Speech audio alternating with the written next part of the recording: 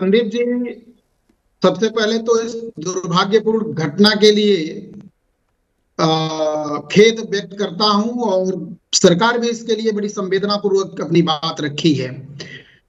और ये जो शीघ्रता और जल्दीबाजी की बात आप कर रहे हैं, उसके पहले आपके एक स्टेटमेंट में एक चीज जोड़ना है, इसलिए कृपया मुझे 30 सेकंड दीजिएगा, मात्र 30 सेकंड। 1991 का पूजा स्थल अधिनियम किसी धार्मिक स्थल में बदलाव का निषेध करता है, लेकिन इसकी अनदेखी भी नहीं की जा सकती है। इस वाक्य को आपने नहीं बोला। निषेध करता है, ये सच है, लेकिन ये भी सच है कि इस देश में विदेशी हमलावरों ने, कारियों ने, आक्रांताओं ने लूटा, तोड़ा और हटाया, तो उसके बारे में अपील करने का 1991 अधिनियम में यह अधिकार दिया जाता है कि इसकी बात को रख सकते हैं, अदालत में जा सकते हैं। अब इसमें एक दिलचस्प बात, क्योंकि आपने 30 सेकंड लिए तो 30 सेकंड मुझे भी दे दीजिए सौरभ मालवीय।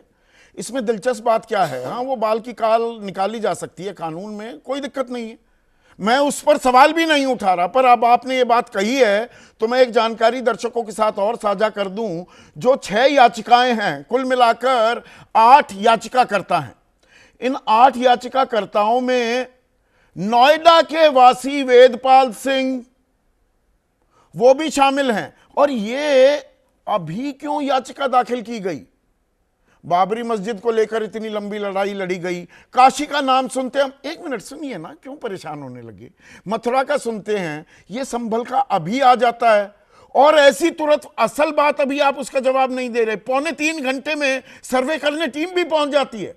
अरे अदालत का आदेश आ गया सराखों पर, उस पर अपील भी हो सकती है, दूसरे पक्ष को कॉन्फिडेंस में भी लिया जा सकता है कि भाई सर्वे कराएंगे, पर कोई परेशान होने की बात नहीं है। वो किया गया क्या?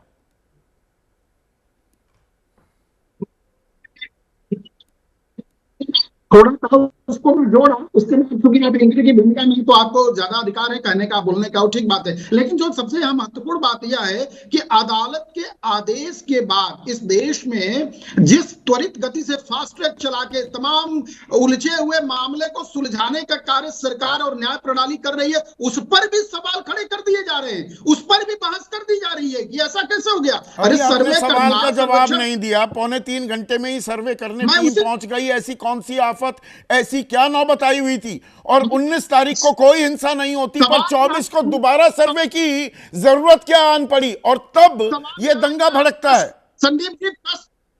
संदीप जी, प्रश्न यहां यह है कि सर्वे टीम और पुलिस प्रशासन पर पुलिस को आगजनी कर देना, तोड़ना, मारना, और डूबते जहाज यानी डूबती पार्टी को हिंसा के बल पर उत्तर प्रदेश को जलाने की जो साजिश है, सर्वे करने की नौबत क्यों आ गई? और 50,000 की भीड़ थी, जैसा सीओ अनुज चौधरी कह रहे हैं, तो पुलिस वहां क्या कर रही थी?